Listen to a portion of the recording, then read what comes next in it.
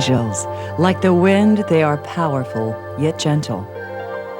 Invisible, but their presence is undeniable. Our world is fascinated by the stories of these messengers of God. But why are we so drawn to them?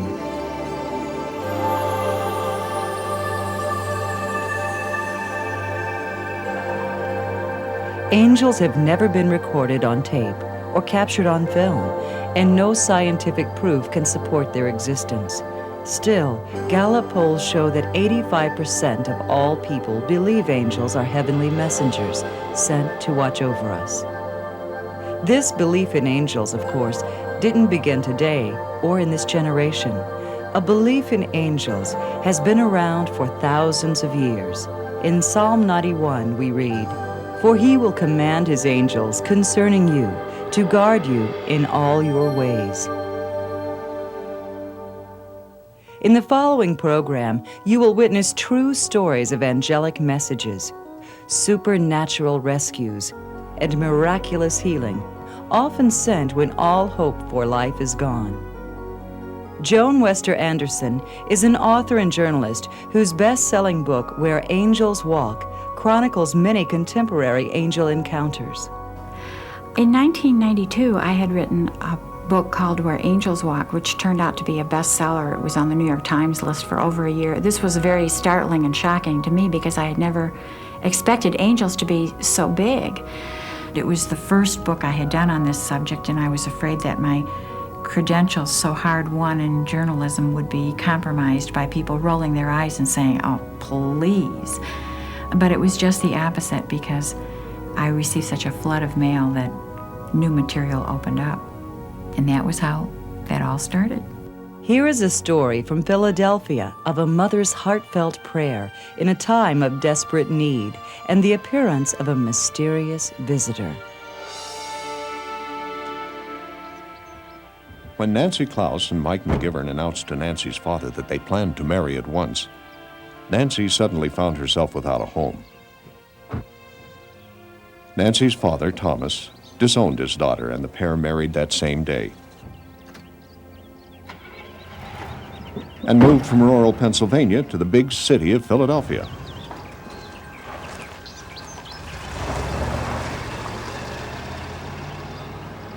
In the years that followed for Mike and Nancy, they longed to have a child to love as their own, but it was not until they were both in their late 30s that Mike and Nancy had the great fortune to have a bright, happy little boy they named Thomas, for the grandfather he would never know. Oh, thanks. Father Tamayo. Oh, hello, Nancy. Hello. And hey there, Tommy. How are you today? Fine. We missed Tommy yesterday for his first confession. Yeah, well, we wanted Tommy to have his first communion with all the other kids, but he hasn't been feeling too well lately. Oh? What's wrong? Well, it looks like the first symptoms of chickenpox, but I hope you've had them already, Father. Yes, I have. Long time ago. Well, we didn't want to bring him in on Good Friday with all the other kids, so I figured I'd bring him in on Saturday. I hope that's okay. Sure. Okay. You ready? Ready? Attaboy. Okay. Come with me. It's okay, sweetie. I'll be right here, okay? Okay. Come on. And why don't you hop up on the chair? Good boy.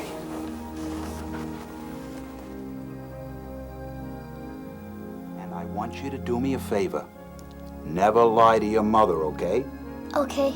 And one more very important thing. Clean up your room. Okay. Can I go now? Yes, you can go. Hey, that wasn't so bad, was it? He was a very good boy. Oh, good. Oh, I see you finished my puzzle. Oh, I'm sorry, Father. I guess I got a little carried away. Don't worry about it. I'm terrible at those things. My sister has a whole bunch in the closet you could finish if you want to. Oh, well, that doesn't sound good. I guess we better get home. No, it doesn't. Well, thank you very much, Father. We'll see you tomorrow. Goodbye, Tommy. Yeah, let me see that. Eesh, you're really burning up. Hey, guys. Hi. Hi. How you feeling? Well, his fever's not going away. I guess we should take him back to the doctor. Well,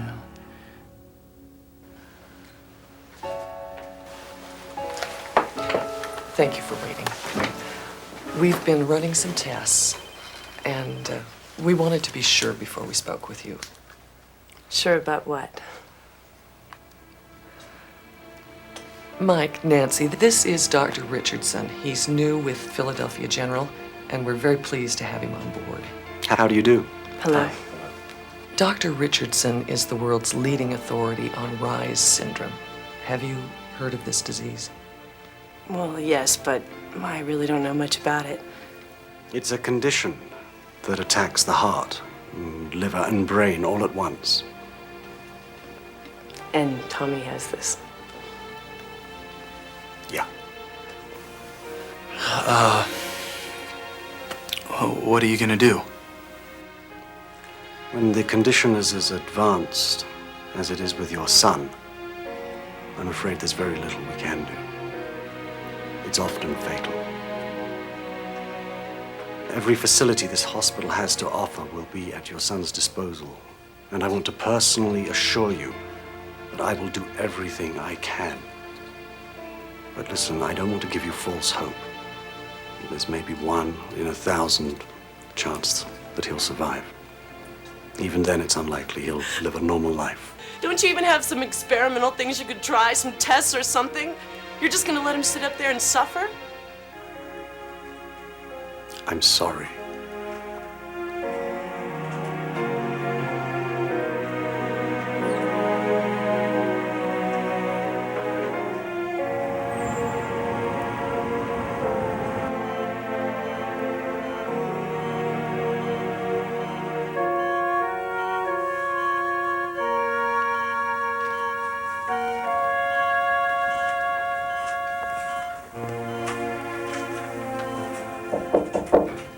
Mind if I come in? No, not at all, Father. Hi, Mike. Nice to see you.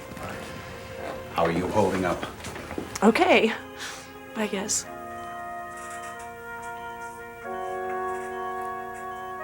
They say there's nothing they can do. I know. I know. Mrs. Shackelford down at the church told me the whole thing. I brought you something. You did. I'm sure the food in this hospital is terrific, but just in case it's not, here's dinner. Thanks. Mike. Thanks.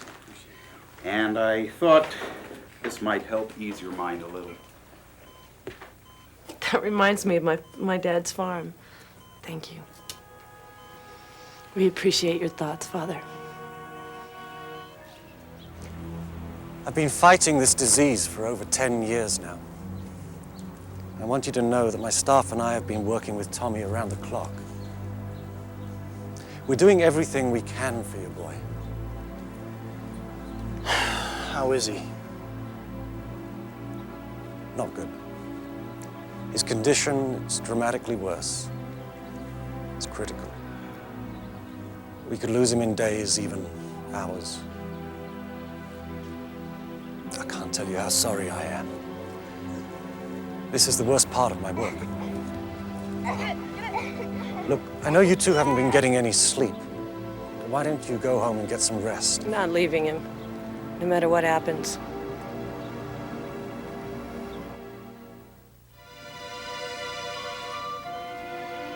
Another night passed with little change in Tommy's condition. Nancy and Mike decided to stay with Tommy in shifts, so Nancy spent the night alone with her son.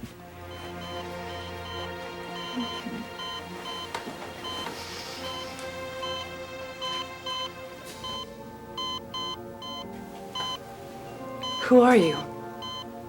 All of the medical monitors attached to Tommy McGivern had indicated a drastic change in his condition. What are you doing here?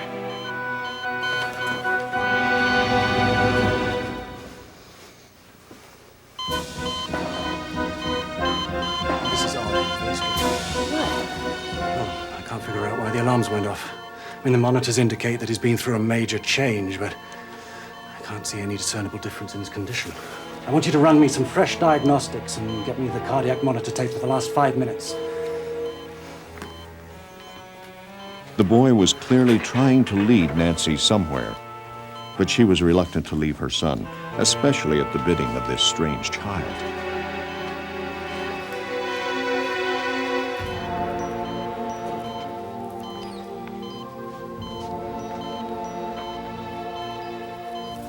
Doctor!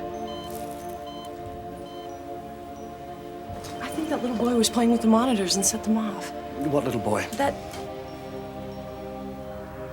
Dr. Richardson.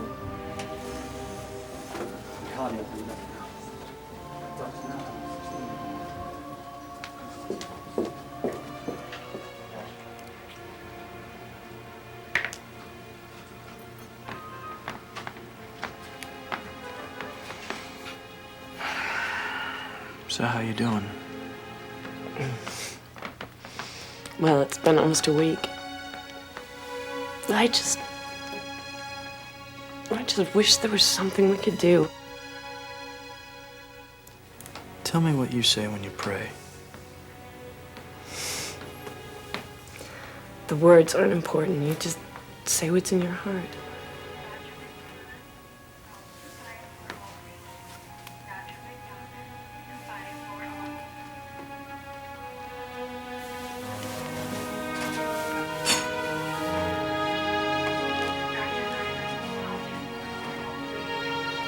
I've had many people say to me, well, isn't it a little superstitious to expect your angel to just come and get you out of these scrapes? And, you know, Scripture says you don't have because you don't ask. The act of asking puts us in the right relationship with God. You know, once again, that parent-child thing. We are asking, would you take care of this for me?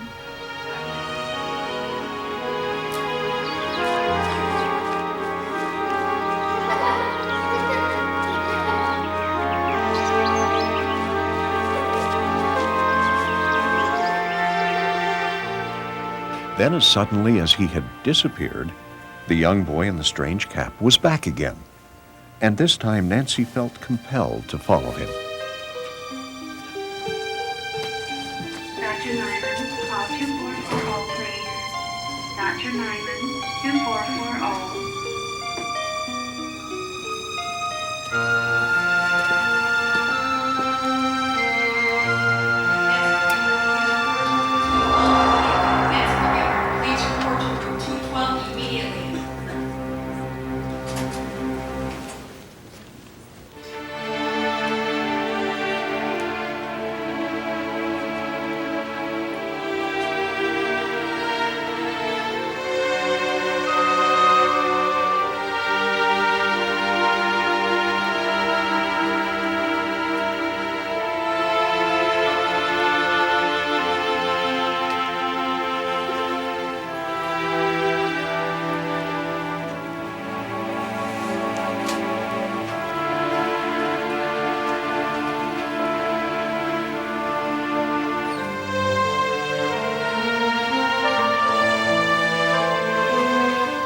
Nancy quickly returned to her son's bedside.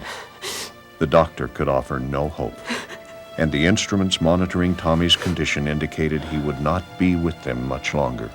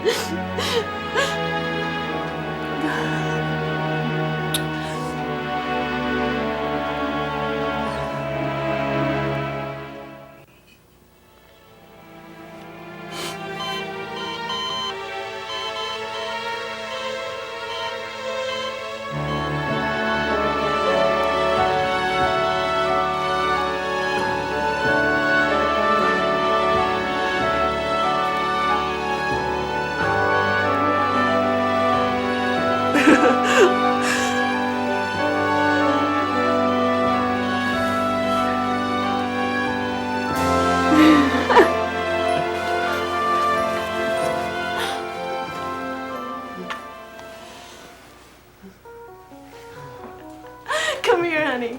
Come here. Hi. Oh, are you feeling better? Yeah? This is the most incredible recovery I've ever seen. It's as if he never had the disease in the first place. Well, Tommy, we thought for a while there we'd lost you. I didn't go far. I was playing with my new friend Johnny. Son, you've been here in the hospital. You've been really sick. No, look, that's where I was all this time. And Johnny was there too. Well, I'm glad somebody's been having a good time. But it's true, he took me there. Tommy's miraculous recovery was, for the moment, simply to be enjoyed. But something kept nagging at Nancy. The boy in the strange cap. From the very edge of death, young Tommy was brought back to the promise of a long and happy life. Could that young boy, with his smiling, angelic face, have been the reason? Could Tommy's newfound friend actually have been an angel sent to save Tommy's life? What I have learned is that children don't seem to have the barriers that we do as far as spirituality is concerned. Now, we might have always known this in theory, but I'm starting to see it in practice. It seems to me that children are born with a certain awareness of heaven. Other angel stories speak of divine messages sent to those in need. Often we will see or hear stories of people who have encountered an ordinary-looking person. In most cases, when you turn around to look at this person more closely, the person is gone. Jamie Wolfe had only been married a few months when her husband was called to active duty during the Gulf War. Though both would have preferred it otherwise, circumstances were such that she was alone when her baby girl was born. The loneliness was made worse by the fact that her pregnancy and the birth had been complicated and difficult. The one bright spot was her beautiful new daughter. I just wished her father could have been here today. Yeah, me too. Jamie had married Jim Wolfe, a radio expert on active reserve in the United States Army. When his unit was called up, Jim had no choice but to leave. For several days after the baby was born, Jamie had tried to get through to Jim's unit, but to no avail. Do you mind if I turn on the news? Oh, please.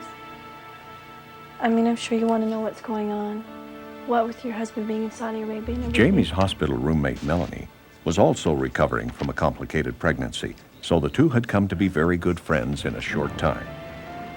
Now Melanie shared every bit of Jamie's interest in the unfolding events in Saudi Arabia. Jamie knew the name of her husband's unit, and every chance they got, they watched the television news, hoping to see some sign of where Jamie's husband might be.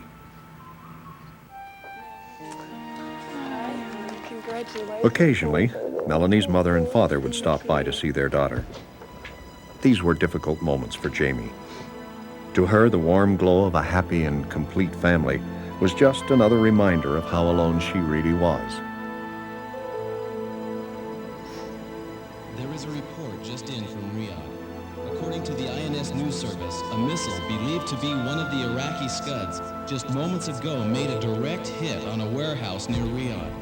The warehouse was being used as barracks for an Army communications unit, the 253rd Signal Battalion, a reserve unit that has only been... The news broadcast filled Jamie with fear. The 253rd was Jim Wolfe's unit. Army officials are saying there were no survivors. If the report is true...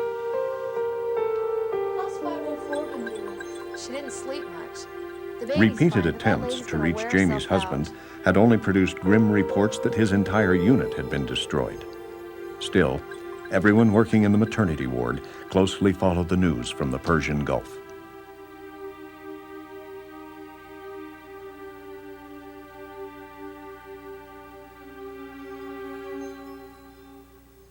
Shortly after midnight, a woman came into the room.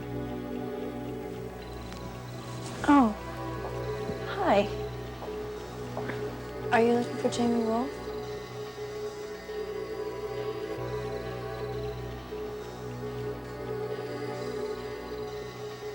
Whoever this mysterious woman was, her deep love and affection for Jamie was immediately apparent.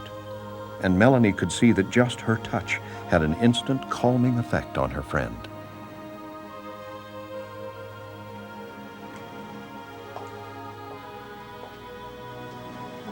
That's her little girl. She's beautiful, isn't she?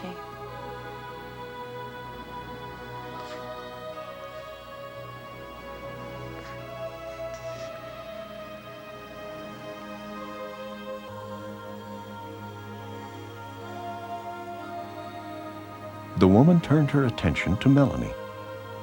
In that instant, Melanie became aware of a voice. Nothing out loud, but a voice nonetheless. And there was no mistaking the message. Despite the strange woman's total silence, Melanie completely understood.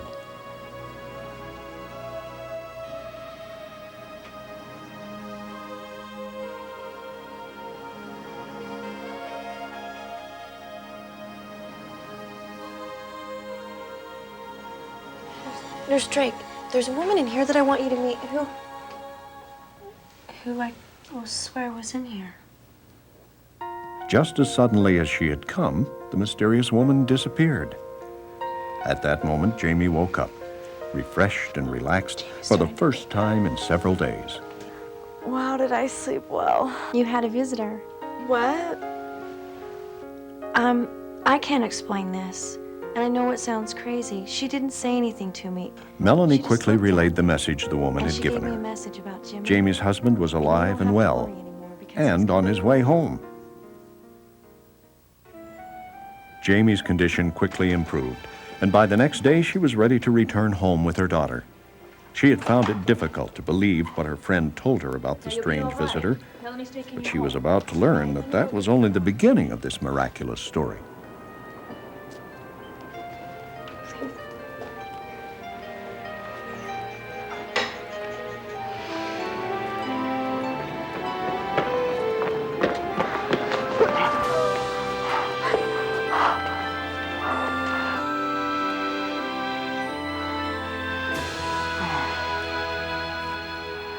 I wasn't in the barracks when the Scud missile hit. I had gone out in the Jeep when this Arab woman came to me with a hand-drawn map. After hearing of Jamie's mysterious visitor, Jim couldn't wait to explain exactly how he'd gotten separated from his unit. It was Jim's job to wrap up the communications gear after everyone else had gone and bring it to the new location. He and a companion had just loaded the last of the radio equipment and were getting ready to pull out when suddenly a woman appeared out of nowhere and approached the vehicle. She told him she'd been sent to tell him his unit would be waiting at a new location. She gave him a map so he would be sure and find the right place. Ordinarily, he wouldn't even have spoken to a native woman, but there was something about her eyes. She had blue eyes. The map the woman gave him had placed him in a deserted part of the city. When the Scud missile struck the barracks and wiped out his entire unit, he was nowhere near their location. A young mother who needed her husband. A baby girl who needed her daddy. Needs somehow important enough that God provided protection and comfort through the work of an angel. I don't know why God works miracles. I don't have an access to his marvelous mind. But I do know that he loves us all the same. And so he would not gift one person at the expense of someone else. Each of our lives has been known since the beginning of time. And there is no reason at all to feel that we are unworthy. We simply should ask and then allow him to work it out in his own way. No, miracles don't just happen to holy people, because if they did, they wouldn't be as widespread as they are today. One of Hollywood's best-loved personalities believes he was visited by an angel to deliver a message which he claims changed his life. Hi, friends. This is your friend, Mickey Rooney. I want to tell you about my miracle. It happened 20 years ago in Lake Tahoe. I was playing one of the rooms up there with Mac Davis, the singer, and having breakfast the next morning. And a busboy came to the table very quickly and leaned over to me, and I thought maybe he wanted me on the phone. And he said, "Jesus Christ loves you very much." I was in shock. None of the people at the tables actually saw him. I went up to the maitre d' and she said, "We have no such boy around." I couldn't find him.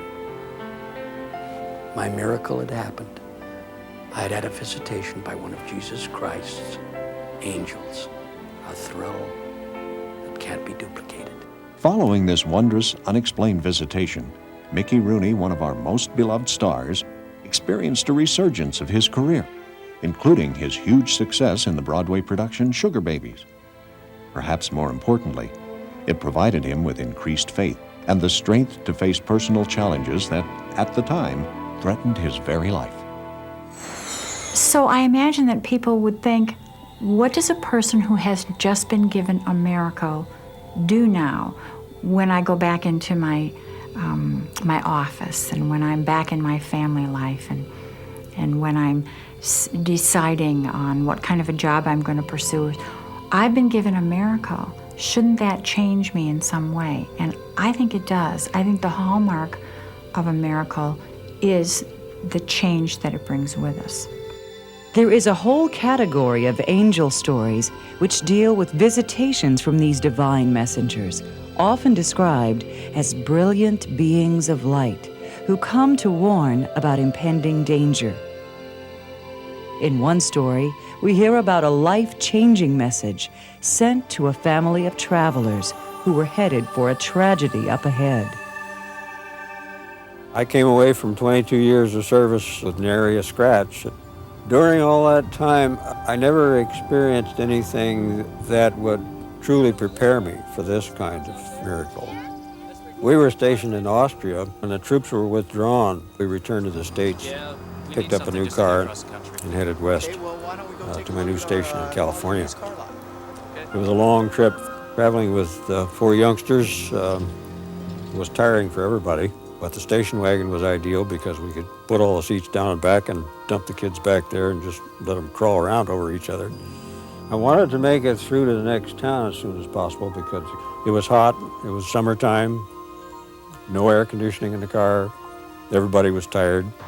Couldn't find a motel, but we decided to go on through where we drove into the hill country. In those days, the settlements out there were few and far between. We'd been driving for perhaps 8-9 hours that particular day.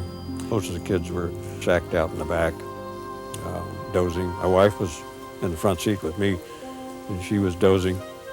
I was pushing the car as fast as I could because I was eager to get settled for the evening. I must have been doing probably 50 miles an hour.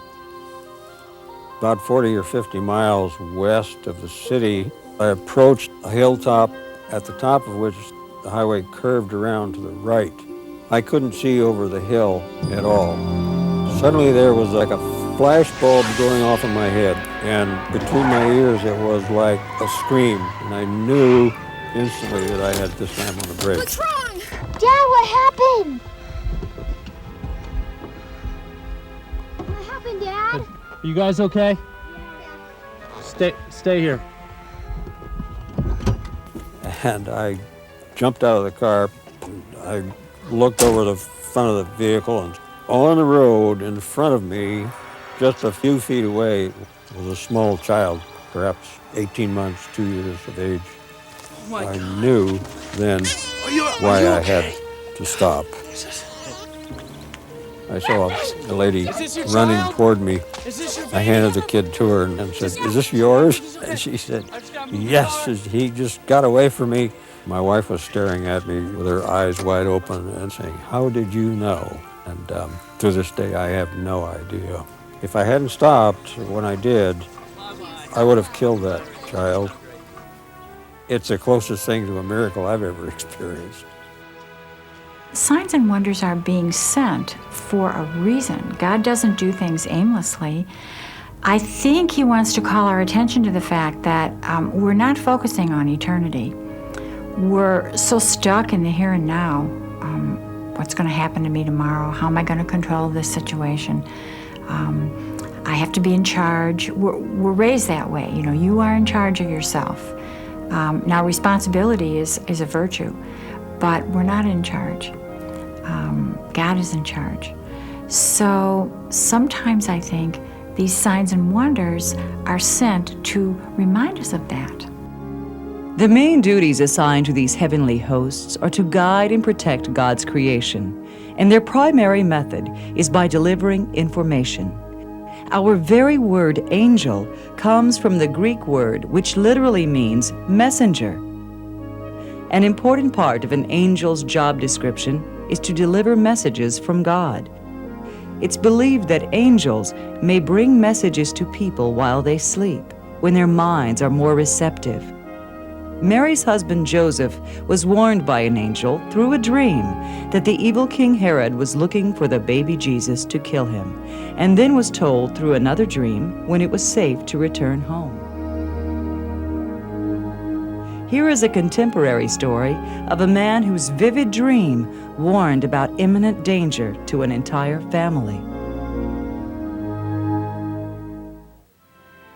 I'm a captain with the Chicago Fire Department, and anytime there's a holiday, I always make sure I turn in early. And this was Christmas Eve, and at 4 in the morning, which would be Christmas Day, I had the oddest dream. I dreamed that I was in a house fire, and I saved 3 people. I went into the building and rescued 3 different people at different locations. Ed's dream was very clear and specific. He was going through a smoke-filled house and found 3 people, a young woman and 2 young boys who had been overcome by smoke. He got all 3 of them to safety, but then the fire chief came to him and said, "You did a good job, Cushing, but 2 of them are going to die." But Ed told him he was wrong.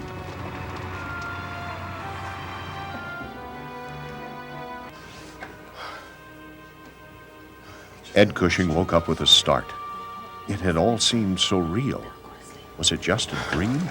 Or had he been given a glimpse of the future? The very next day, Ed was on duty when there was an alarm not very far from the firehouse.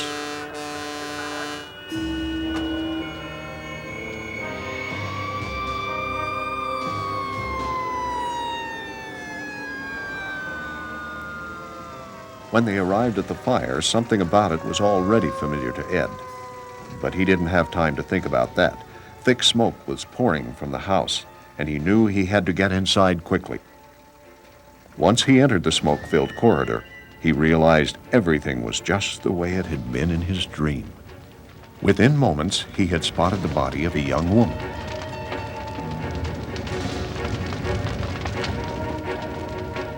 And as he began to carry her outside, he saw another body, just like in his dream. He realized he'd have to get back quickly if he expected to save him. Rushing outside with the young woman, Ed immediately checked her vital signs. He could detect no pulse, and her pupils were dilated. But there was no time to work on her now, not if he hoped to save the other person he knew was still inside. This victim turned out to be a boy about 9 years old. There were still some signs of respiration if he could just get him out into the fresh air. Ed handed the boy to another fireman as soon as he was safely outside and rushed back to the young woman. He immediately began CPR, but there was no response to his effort. At that moment, the fire chief arrived on the scene. Ed was working frantically to bring some life back to the woman's face, but there was nothing. Not even the flicker of an eye. What's the situation here? I got 3 men inside. Fire's almost under control. How long has she been down? I don't know, over 6 minutes. Normally, after 6 minutes without breathing or a pulse, a person is declared clinically dead. But for some reason, Ed insisted she still had a chance. Please, God, bring her back. Give her one more chance.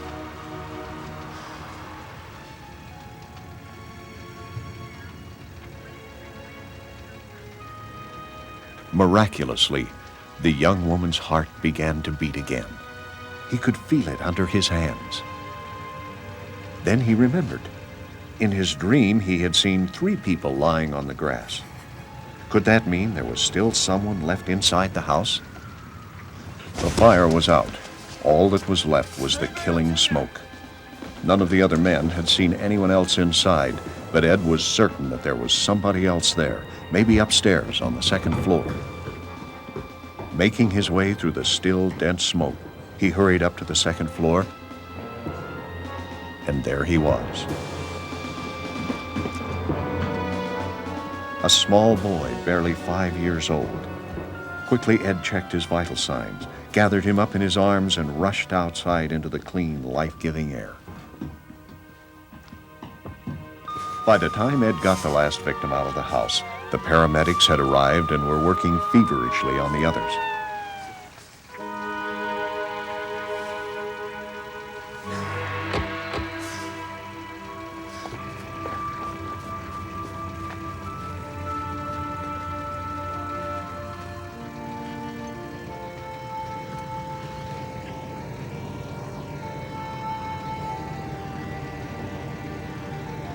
This was exactly what had happened in Ed Cushing's dream.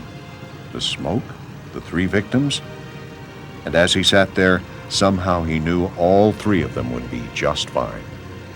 Then 2 years later, a woman was calling the firehouse, and she asked if I'd remember. And she says, I'm the one that you saved my life, my son, and my nephew. And she said she was getting married and asked if I'd give her away in marriage. And she told me, and her father agreed, that because I gave her back her life, she wanted me to give her away in marriage. So it was quite a thrill to do that. Ed Cushing's strange dream had foreshadowed a near tragedy, and his courageous response gave 3 young people a second chance for happiness and long life. If Ed's dream was indeed a message sent by God, then doesn't it also send a message to all of us? Life is a constant play between shadow and sunlight, and we're in and we're out. And when we are walking in darkness by faith, that is the very time that we most need to hear a good story, a good true story from someone who has said, look, this is what God has done for me. Far from it bringing up feelings of jealousy or inadequacy, it's affirming and life-giving. So I'm forever saying to people, have you had a miracle today? Just a little miracle?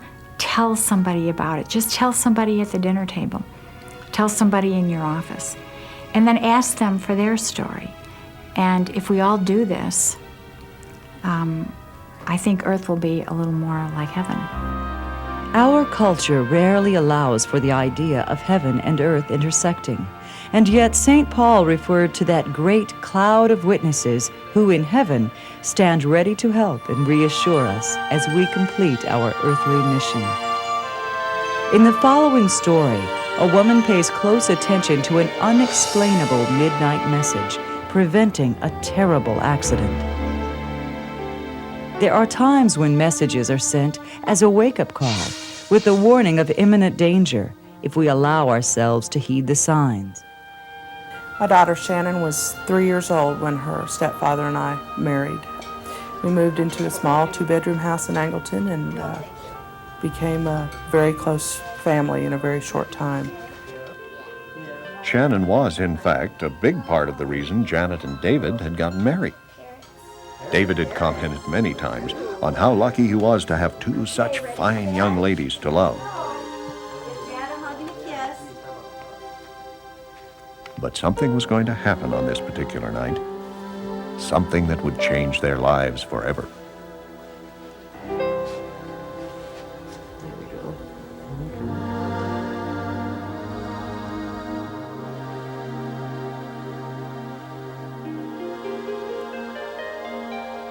One evening, I put Shannon to bed at her usual time, and shortly thereafter, David and I went to bed. I checked on her before we went to bed, and everything seemed fine.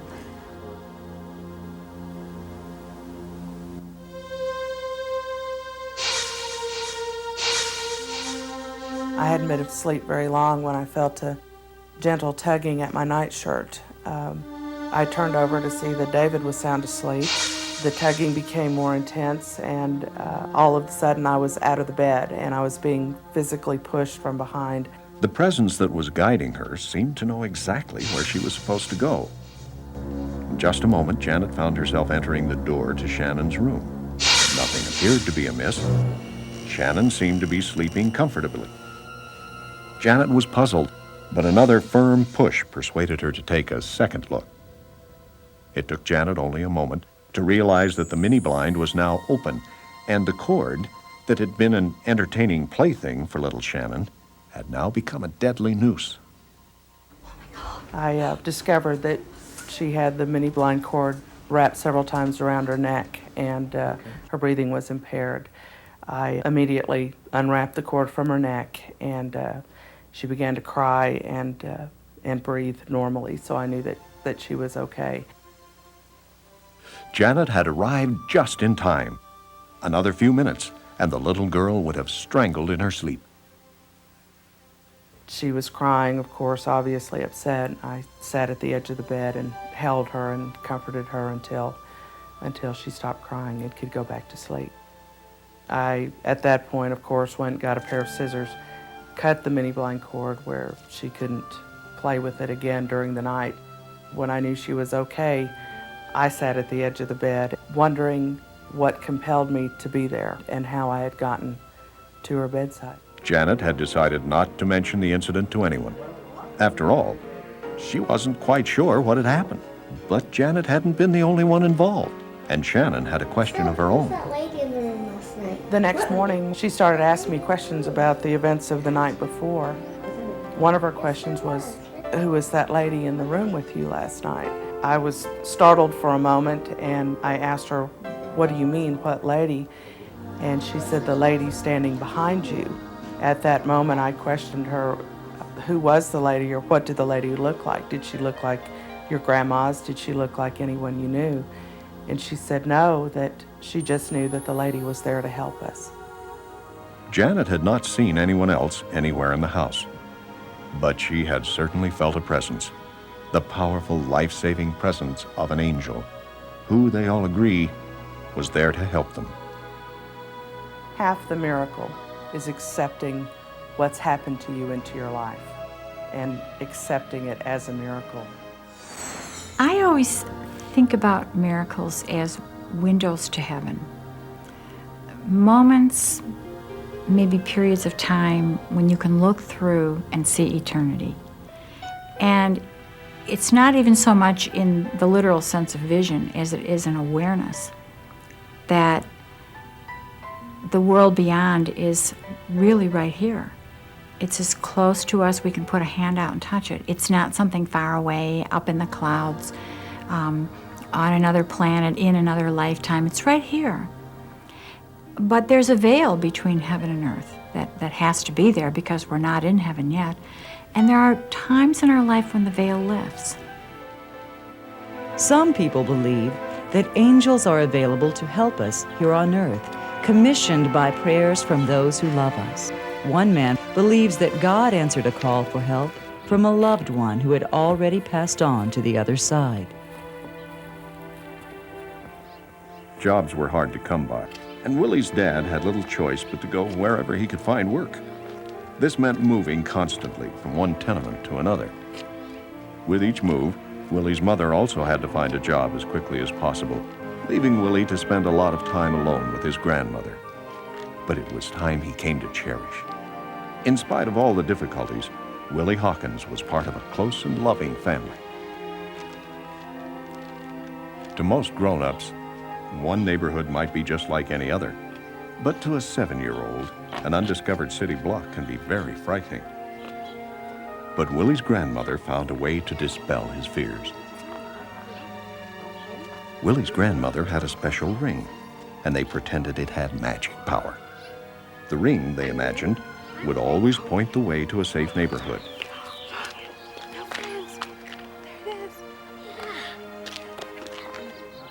Now, I'm gonna go to the market, and I'll pick you up on my way back. I'm a little scared. Oh, Willie, there's no need to be scared. I'll come back. You promise? I promise. Of course, the real magic was in the faith and love and courage Willie learned from his grandmother.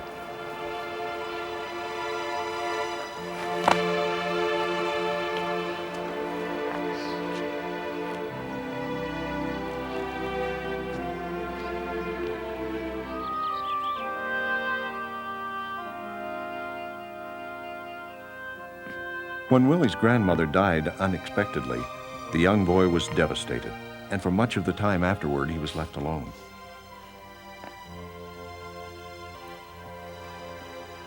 Willie had never before encountered so deep and permanent a loss. His world, it seemed, had come to an end.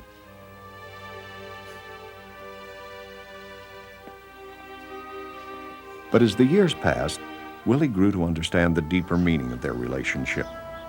His grandmother had blessed him with courage and a deep and abiding faith in God. And in spite of great hardship and against all odds, these characteristics helped him get through high school and eventually through college. By and by, Willie Hawkins rose to the position of chief building inspector for the south quarter of the city. Now a full-grown man with a wife and family, Willie Hawkins was respected and admired by all who knew him. And one trait for which he was particularly well-liked was his devotion to his parents and to the grandmother he had lost so many years before.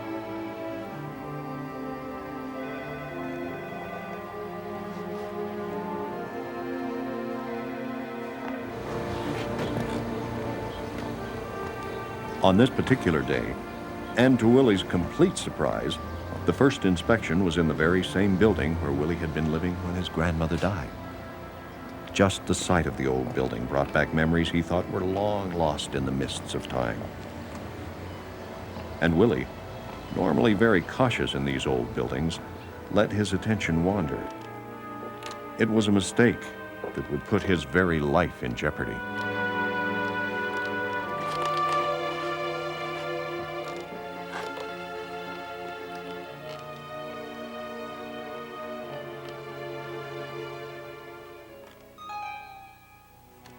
Willie simply wasn't prepared for the flood of emotion that welled up inside of him.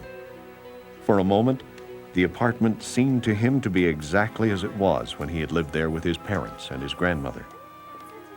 This illusion proved to be a cruel deception. In fact, the room was on the verge of total collapse. Suddenly, the image of Willie's childhood gave way to the terrible reality. The force of the impact instantly broke several of Willie's ribs, and one of the broken ribs had punctured a lung. Unable to move or cry out, Willie lay helpless, slowly dying in a part of town where no one would come to his aid. Time was running out on Willie Hawkins. Then, several blocks away, a police officer on routine patrol encountered a woman desperately calling for help. Yes, please hurry. Where to? 105th and Sturdivant. I didn't think anybody still lived in that area. Please hurry. Officer Polcheski was surprised at the young woman's sense of urgency, but it seemed to be infectious. Almost without realizing it, he found himself rushing to the specified address.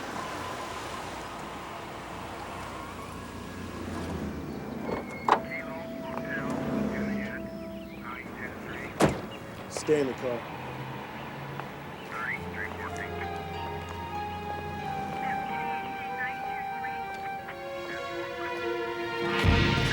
Jeez! He's in there. But you were just... The basement. Please.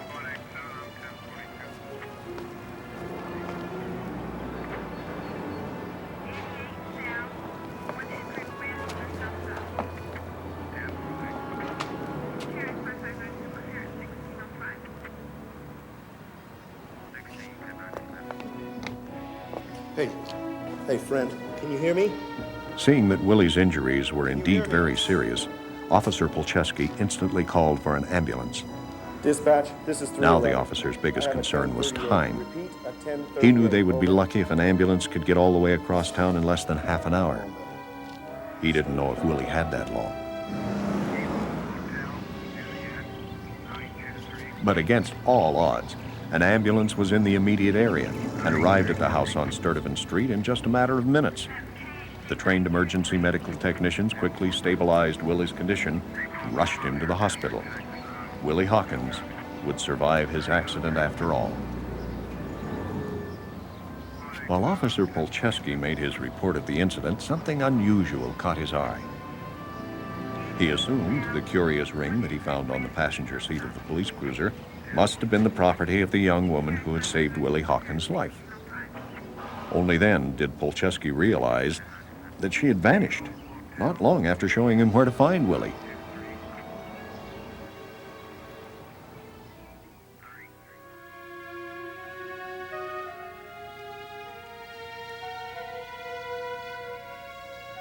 A few days later, Officer Polcheski checked in on the man he had helped save. His curiosity about the strange nature of Willie's rescue had nagged at him night and day. Well, this woman, she flagged me down. I thought it seemed a little strange, but when we got there, she told me to go inside, even told me you were in the basement. That's impossible. First of all, when I went to that building, I was by myself, and no one knew I was in the basement. Well, who knows? There's a lot of strange people in this town. I'm just glad you're all right. Oh, by the way, I found this on the car seat where she was sitting. It must have belonged to her. Willie couldn't explain the ring. He hadn't seen the young woman, yet somehow he knew an angel had been sent to protect him in his hour of need. And I really, truly believe I wouldn't be alive today without her. And there's no doubt in my mind about that. We have all kinds of documentation about people who have had a little signal from someone who's gone on. Maybe a little vision, or just, again, a little window to heaven, a glimpse for just a minute of God saying to them, you can rest easy, I have your loved one. He's home safe with me.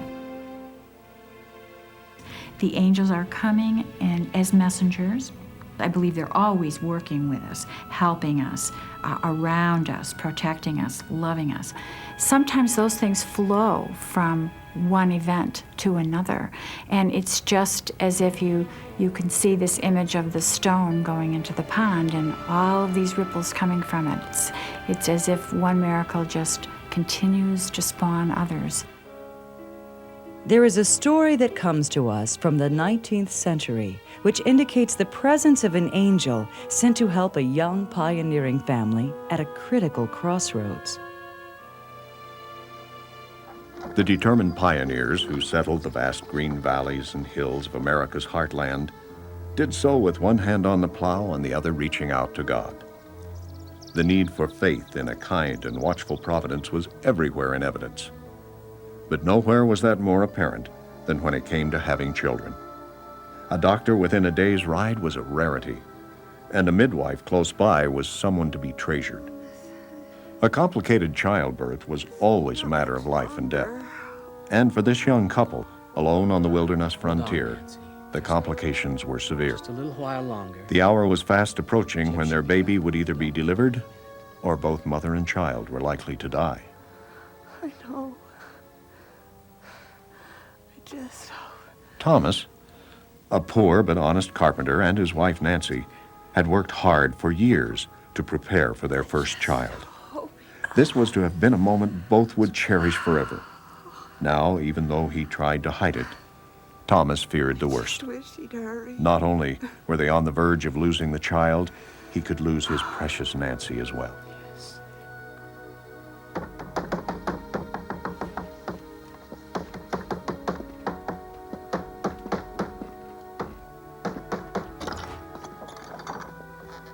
Gone. The doctor is gone. There's a bad accident under Lexington. He won't be back for 2, maybe 3 days.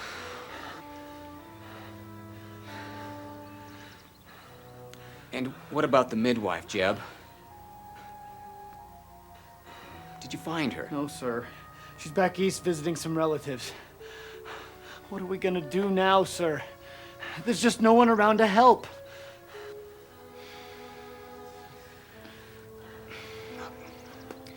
It'll be all right, son. You've done all you could. You go on home. I'll take care of things.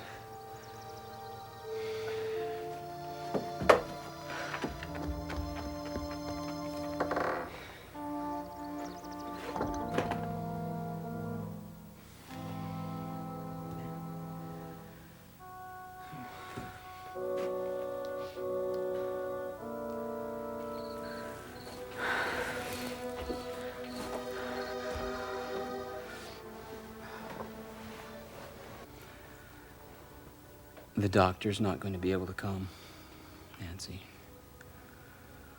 And the midwife is nowhere to be found. I guess we'll just have to come through this one alone. We've done that before. We're gonna come through this okay. Be all right. All three of us. Thomas. Promise me something. Of course. Promise you'll save our baby. No matter what happens to me. Don't talk like that. You are not going to die. You must go on, Thomas. You and our child. No matter what. Promise me, Thomas. I will promise you only that I will never let you go. We've worked too hard. We've come through too much together to be separated now. I love you, Thomas. Always remember that. Our child will need both of us. I will have it no other way. Nancy.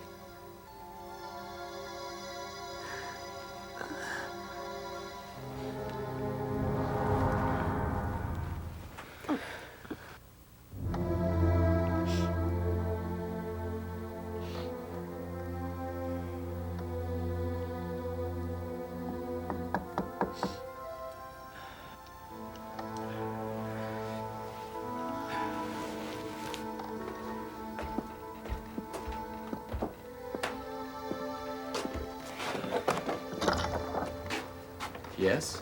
Hello, my name is Sarah. Sarah Parsons. I'm a midwife. It looks as though I've arrived just in time. Yes. Thomas knew everyone for miles around, but he'd never heard of Sarah Parsons. And yet the mysterious woman seemed to know exactly what had to be done. Something about Sarah's manner put them both instantly at ease. Even though she was a complete stranger, Nancy had no difficulty putting herself entirely in Sarah's hands.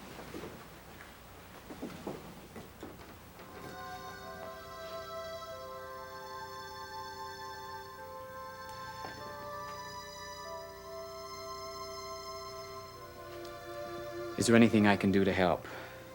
You are a carpenter? Yes, I am. I'd start work on a crib. A crib?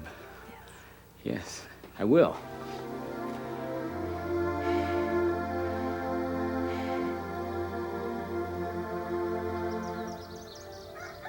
Nancy's labor was intense, lasting for most of the night. But the hard work of mother and midwife paid off handsomely with the birth of a healthy 10-pound baby boy. Sarah Parsons had performed a miracle. Nancy's life was preserved and a new baby boy had come into the world. But as Thomas would soon discover, that was only the beginning.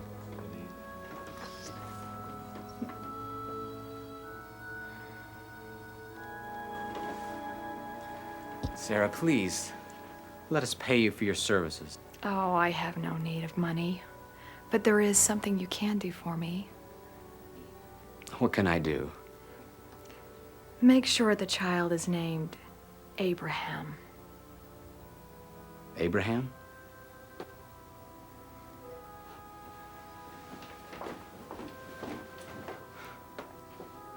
Abraham.